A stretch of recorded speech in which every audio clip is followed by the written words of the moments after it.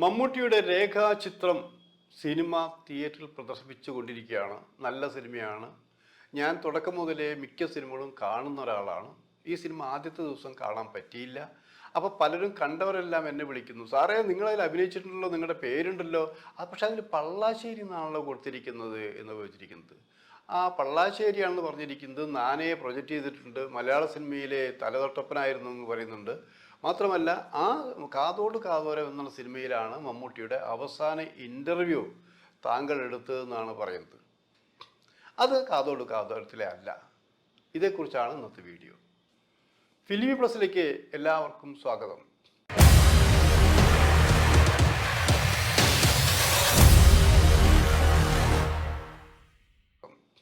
ഓരോ സിനിമയും ഓരോ നാഴികക്കല്ലായി മാറണമെന്നാണ് എല്ലാവരുടെയും ആഗ്രഹം.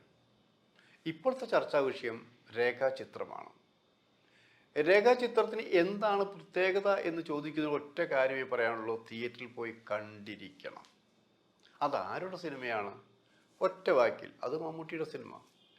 ഫിലിം ബൈ മമ്മൂട്ടി എന്ന് പറയുന്നതാണ് ശരി. മമ്മൂട്ടി പറഞ്ഞിട്ടാണോ അങ്ങനെ എടുത്തത്, മമ്മൂട്ടിക്ക് വേണ്ടിയാണെങ്കിൽ അത് വരുന്ന കാര്യം. പക്ഷെ ആ സിനിമ കണ്ടവരൊക്കെ വിളിക്കുക, എന്നെ പരിചയമുള്ള ആൾക്കാരൊക്കെ വിളിച്ച് ചോദിക്കുന്നു, സുഹൃത്തുക്കൾ ചോദിക്കുന്നു, ബന്ധുക്കൾ ചോദിക്കുന്നു, മറ്റുള്ളവരൊക്കെ ചോദിക്കുകയാണത്, എന്താണ് അതിലിങ്ങനെ പള്ളാശ്ശേരി എന്ന് നിങ്ങളെ കാണിച്ചിരിക്കുന്നത്? അതിൽ ബാക്കി എല്ലാവരെയും പേര് പറഞ്ഞ് കാണിക്കുന്നുണ്ട്, എല്ലാവർക്കും നന്ദി പറയുന്നുണ്ട്. നിങ്ങളുടെ കഥാപാത്രത്തെ അവതരിപ്പിച്ച് TG രവിയും ചെറുപ്പക്കാരൻ അദ്ദേഹത്തിൻ്റെ മകനാണ് അവതരിപ്പിച്ചിരിക്കുന്നത്, എന്നിട്ട് എന്തുകൊണ്ടാണ് നിങ്ങൾ ആ പേരിട്ടത് എന്നാണ് ചോദിച്ചിരിക്കുന്നത്. ഞാൻ പറഞ്ഞു സിനിമയാണ്. സിനിമയിൽ പലപ്പോഴും പല പേരുകളും ചിലപ്പോൾ അവരെന്തോ ധരിച്ചിട്ടായിരിക്കാം. എൻ്റെ കാര്യം മാത്രമല്ലല്ലോ, അതിൽ മനോജ് കെ എൻ്റെ റോള് കാണിച്ചിട്ടില്ലേ. അങ്ങനെ ഒരാൾ കേരളത്തിൽ വളരെ സ്വർണ്ണ വ്യവസായം നടത്തുന്ന, കച്ചവടം നടത്തുന്ന ആളാണെന്ന് എല്ലാവർക്കും അറിയാം. അപ്പോൾ ചില പേരുകൾ ട്വിസ്റ്റ് ചെയ്താലും അതാരാണെന്ന് വളരെ വ്യക്തമാവുകയും ചെയ്യും.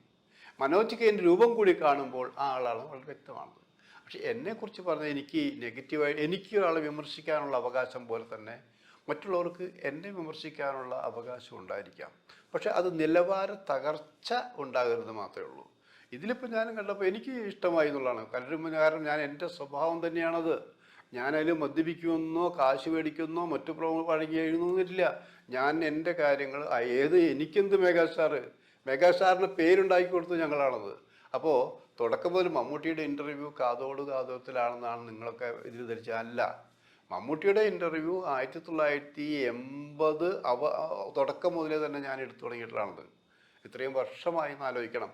അന്നത്തെ ഒരു സ്റ്റാമ്പ് സൈസിലുള്ള ഫോട്ടോ നാനയിൽ കൊടുത്തിട്ടാണ് മമ്മൂട്ടിയുടെ അന്ന് തുടങ്ങിയൊരു ബന്ധമാണെന്ന് ആലോചിക്കണം. പിന്നെയാണ് ബ്ലോപ്പ് മറ്റോ കൊടുത്തിരിക്കുന്നത്. ഞങ്ങൾ മമ്മൂട്ടിയെക്കുറിച്ചാണ് കൂടുതൽ നന്നായിട്ട് കൊടുക്കാറ്. അത് വേറെ രീതിയൊന്നുമല്ല. അയാൾ നല്ല നടനാണ്, വലിയ കുഴപ്പമൊക്കെ ഇല്ലാത്തതാണ്, വളർന്നു വരേണ്ട ആളാണ്. ആ രീതിയിലാണ് ചെയ്തിരിക്കുന്നത്. അപ്പോൾ പ്രശ്നങ്ങളുണ്ടോ? ഞങ്ങൾക്ക് ഇത്രയും സ്വാതന്ത്ര്യമുള്ളൊരു നടൻ തന്നെയായിരുന്നു. എപ്പോൾ വേണമെങ്കിൽ ഇൻ്റർവ്യൂ എടുക്കാം, ഏത് പാതിരാത്രിയും ചെല്ലാം, ഒക്കെ അങ്ങനെ ചെയ്യുന്ന ഒരാളാണത്.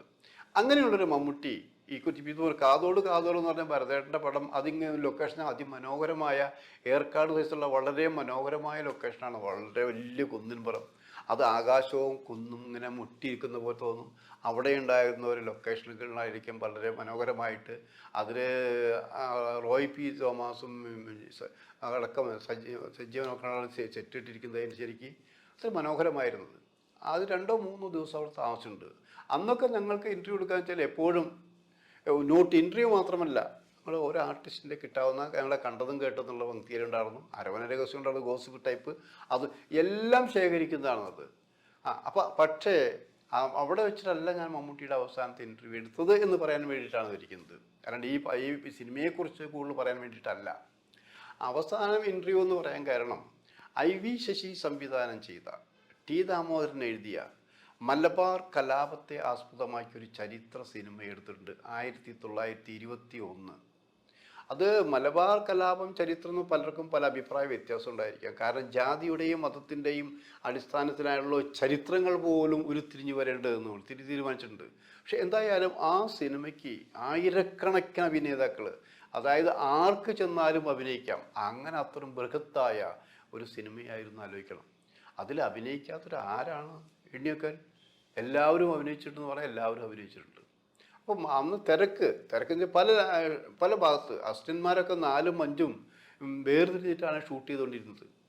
അപ്പോൾ ആ ഇടയ്ക്ക് ഞാൻ അവിടെ പോകുന്നത്, ഞാൻ അങ്ങനെ എനിക്ക് അടുപ്പം കൂടുതലാകുമ്പോൾ എനിക്ക് ചില ദോഷങ്ങൾ വെച്ചാൽ അടുത്ത ലക്കത്തിൽ മമ്മൂട്ടിയുടെ ഇൻ്റർവ്യൂ വായിക്കുക. ഇത് പരസ്യപ്പെടുത്തിയിട്ടാണ്, നാനയിൽ പരസ്യം കൊടുത്തിട്ടാണ് ഞങ്ങൾ ലൊക്കേഷനിൽ പോകുന്നത്. അതൊരു ഉറപ്പാണ്. കാരണം ഇന്ന് ഇൻ്റർവ്യൂ കിട്ടിയിരിക്കും, ഈ ഇൻ്റർവ്യൂ കൊടുക്കും, നേരെ പ്രസ്സിലേക്ക് പോകും. അതാണ് രീതി. മുമ്പും അങ്ങനെ തന്നെയായിരുന്നു. അത് സിനിമയിലായാലും സാഹിത്യത്തിലായാലും ഒക്കെ അങ്ങനെ തന്നെ.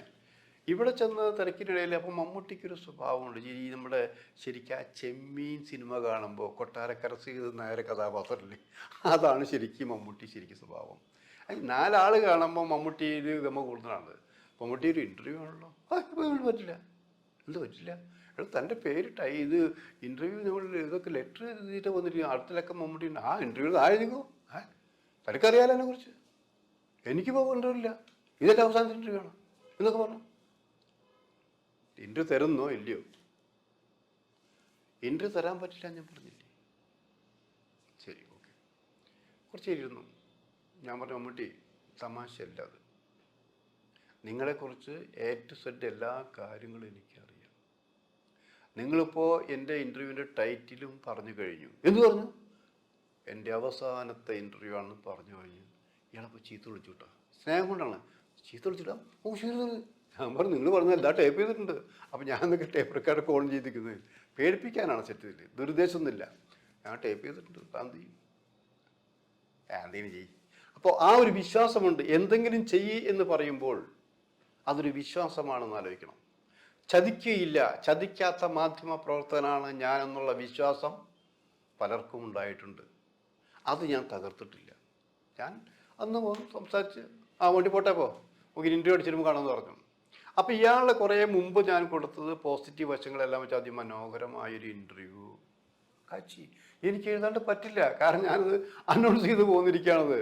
മമ്മൂട്ടിയുടെ അവസാനത്തെ ഇൻ്റർവ്യൂ, ഇനി ഒരു പത്രക്കാരനും ഇൻ്റർവ്യൂ കൊടുക്കില്ല, ഇതാണ് ടൈറ്റിൽ. ഈ വീക്കിലി ഇറങ്ങുന്നു. അന്ന് വീക്കിലി എന്ന് പറഞ്ഞാൽ ലക്ഷങ്ങൾ അടിക്കുന്നതാണത്. എല്ലാവരുടെ കയ്യിൽ സാധനമുണ്ട്. അതായത് കിരീടം വയ്ക്കാത്ത രാജാവായിട്ടാണ് ഞാനന്ന് നടക്കുന്നത്. അത് മമ്മൂട്ടി വിളിക്കുന്നു, സാധനം എന്ത് ചെയ്തിരിക്കുന്നു ഞാനാണോ? തനിക്ക് നിഷേധിക്കാലോ, അല്ലെങ്കിൽ കേസ് കൊടുക്കാലോ, പിന്നെന്താ പ്രശ്നം? അതല്ലടോ, ഇതിപ്പോൾ പലരും ഇൻ്റർവ്യൂ വന്നിരിക്കുന്നു, കൊടുത്തോ. അതെങ്ങനെ കൊടുക്കാൻ പറ്റും? അപ്പോൾ ചെല്ലുന്ന മറ്റ് പത്രക്കാരോട് ഇൻ്റർവ്യൂ സമീപിച്ചപ്പോൾ മമ്മൂട്ടി അവിടെ ഒരു ഗുണം ചെയ്തു എന്നാലോചിക്കണം. നമുക്ക് അയാളുടെ ആ സ്നേഹതാണത്. അയാൾ പറഞ്ഞു, നാനേൽ അടിച്ചു വന്നില്ലേ, ഇനിയൊരു പത്ര ഇൻ്റർവ്യൂ ഇല്ല, ഇനിയൊരു പത്രത്തിന് ഇൻ്റർവ്യൂ കൊടുക്കില്ല എന്ന് വെച്ചിട്ടുണ്ടല്ലോ. അപ്പോൾ തൽക്കാലം ആർക്കും ഇൻ്റർവ്യൂ ഇല്ല എന്ന് തന്നെയാണ് മമ്മൂട്ടി പറഞ്ഞത്. അങ്ങനെ കുറച്ച് കാലം മറ്റു മാധ്യമ പ്രവർത്തകർക്ക് മമ്മൂട്ടി ഇൻ്റർവ്യൂ കൊടുത്തില്ല. കുറച്ച് കഴിഞ്ഞപ്പോൾ MTക്ക് മമ്മൂട്ടി, അവർ രണ്ടുപേരും പ്രിയപ്പെട്ടവരാണ്. അപ്പോൾ മമ്മൂട്ടിയുടെ കാര്യത്തിൻ്റെ എല്ലാം MT മാതൃഭൂമിയിൽ പുസ്തകാധിപരായി ചാർജ് എടുക്കുന്നു. അവരുടെ തന്നെയാണ് ചിത്രഭൂമി ഉള്ളത്. അപ്പോൾ മമ്മൂട്ടിയുടെ ഇൻ്റർവ്യൂ എടുത്തുകൊണ്ടിരാൻ പറയുന്നു. അപ്പോൾ ലേഖകൻ മമ്മൂട്ടിയെ സമീപിക്കുന്നു. മമ്മൂട്ടി അപ്പോൾ പറഞ്ഞു, തരാം, ഒരു 2 ദിവസം വെയിറ്റ് ചെയ്യുമെന്ന് പറയുന്നു. ഒരു ദിവസം രാവിലെ ഞാൻ നേരത്തെ ഓഫീസിൽ നിന്ന്, കൊല്ലത്ത് തേവള്ളി ഓഫീസിൽ, ഞാനൊരു 6 മണിയാകുമ്പോൾ ഓഫീസിൽ. എൻ്റെ രീതി എങ്ങനെയാണ്, രാത്രി ഇപ്പോഴും അങ്ങനെയാണത്. ഞാനിപ്പോൾ ലാസ്റ്റ് മംഗളത്തിൽ എഡിറ്റ് ജോലി ചെയ്യുമ്പോഴും രാവിലെ രാത്രി എനിക്ക് തോന്നുമ്പോൾ ചെല്ലും, തോന്നി വർക്ക് തീർക്കുക എന്നുള്ളതാണത്.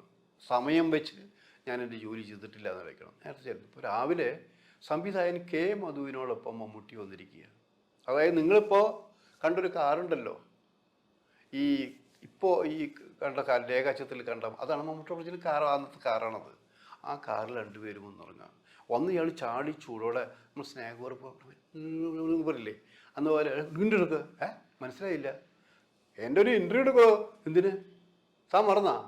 എടോ, MT വിളിച്ചു പറഞ്ഞിരിക്കുന്നു അവർക്കൊരു ഇൻ്റർവ്യൂ കൊടുക്കണമെന്ന്, കൊടുത്തോ. ഞാനതൊന്നും വലിയ കാര്യമാക്കിയില്ല കേട്ടോ.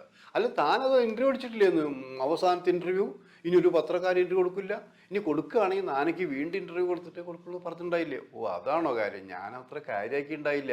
അല്ലല്ലേ, താൻ ഇൻ്റർവ്യൂ എടുത്തോ, തൻ്റെ സ്വഭാവം എനിക്കറിയാം, തൻ്റെ സ്വഭാവം എന്താ മാറുന്നത്. അങ്ങനെ അവിടെ ഇരുന്ന് നല്ലൊരു ഇൻ്റർവ്യൂ എടുത്ത് കൊടുത്തു. അതിനുശേഷമാണ് മമ്മൂട്ടി ചിത്രഭൂമിയിൽ കൊടുത്തത്. ഇത് ഇങ്ങനെ സംഭവം നടന്നിട്ടുണ്ട്. പക്ഷേ അത് അവസാനത്തെ ഇൻ്റർവ്യൂ ടൈറ്റിലാണ് കൊടുത്തതാണത്. അതിനുശേഷം എത്രയോ ഇൻ്റർവ്യൂകൾ ഞങ്ങൾ കൊടുത്തിരിക്കുന്നു, എന്തെല്ലാം എഴുതിയിരിക്കുന്നു. ഈ പറഞ്ഞു വരുന്നത്, നമ്മൾ കഴിഞ്ഞതൊക്കെ മറക്കാൻ നമുക്ക് എളുപ്പമാണ്. മറക്കുന്നവർക്കാണ് ഈ ഏണിപ്പടികൾ കയറി പോകാനുള്ളൊരവസരം ഉണ്ടാവുള്ളൂ. പക്ഷെ ഒരു കാര്യം ആലോചിക്കണം, കൂടുതൽ ഉയരത്തിൽ ചെല്ലും തോറും വീഴുമ്പോൾ അതിൻ്റെ ആഘാതം കൂടുമെന്നുള്ളത്. അത് സൂക്ഷിച്ചു വേണം മുകളിലേക്ക് പോകുമ്പോൾ മറ്റുള്ളവരെ കുറ്റപ്പെടുത്താനും പരിഹസിക്കാനുമുള്ളത്. ഞാനത് മമ്മൂട്ടി ഉദ്ദേശിച്ച് മാത്രം പറഞ്ഞല്ല, എന്നെയും കൂടി ഉദ്ദേശിച്ചാണ്, മറ്റുള്ളവരെ ഉദ്ദേശിച്ചാണ്. സഹായിച്ചവരെ മറക്കാതിരിക്കുക, അവരെ പാര വയ്ക്കാതിരിക്കുക, അവരെ തകർക്കാതിരിക്കുക. ഇത് എല്ലാവർക്കും ബാധകമാണ്, എനിക്കും.